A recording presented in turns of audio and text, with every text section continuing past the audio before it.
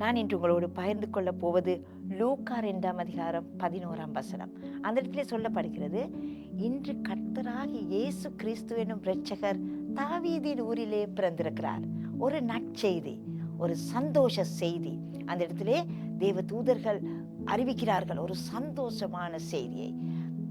அந்த சந்தோஷமான செய்தியை நாங்களும் ஒரு நாள் கேள்விப்பட்டோம். இந்த நத்தார் காலத்திலே அநேக காரியங்களை நாங்கள் கதைக்கிறோம், அநேக சந்தோஷப்படுகிறோம், அநேக பரிசுகளை கொடுக்கிறோம், கொண்டாடுகிறோம், அநேக விழாக்களுக்கு நாங்கள் போகிறோம். நத்தார் என்பது ஒரு கொண்டாட்டம் என்பதை மனிதர்கள் நினைத்து கொண்டிருக்கிறார்கள். ஆனால் கொண்டாட்டம் மட்டுமல்ல, நற்செய்தி. அன்று தேவ தூதர் அந்த இடத்திலே சொன்ன கர்த்தராகிய இரட்சகர் பிறந்திருக்கிறார் என்ற நற்செய்தியை நாங்களும் ஒரு நாள் கேள்விப்பட்டோம். யாராவது ஒருவர் வந்து எங்களுக்கு சொன்னார்கள் அந்த நற்செய்தியை. நாங்கள் ஒரு எதிர்பார்ப்பு இல்லாமல் எங்களுடைய வாழ்க்கையிலே நாங்கள் பாவத்திலே ஜீவித்தோம். ஒரு நாள் இந்த நற்செய்தியை நாங்கள் கேட்டோம். கர்த்தராகிய இரட்சகர் எங்களுக்காக பிறந்திருக்கிறார், எங்களுடைய வாழ்க்கையை மீட்டுக்கொள்வதற்காக. அன்று நாங்கள் ஒரு தீர்மானம் எடுத்தோம். எங்களுடைய வாழ்க்கை மாறியது.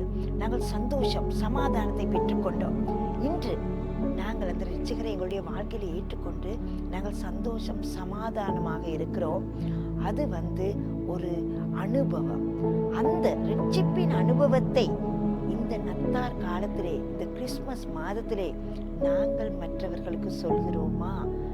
இந்த நற்செய்தியை நாங்கள் பெற்றது போல நாங்களும் இன்னும் ஒருவருக்கு அந்த நற்செய்தியை கொடுப்போம். இம்முறை எங்களுடைய நத்தார் மிக பெரிய பரிசானது இந்த கர்த்தராகிய இரட்சகரை இன்னும் ஒருவருக்கு அறிவித்தார். கர்த்தர் தாமே உங்களை ஆசீர்வதிப்பாராக.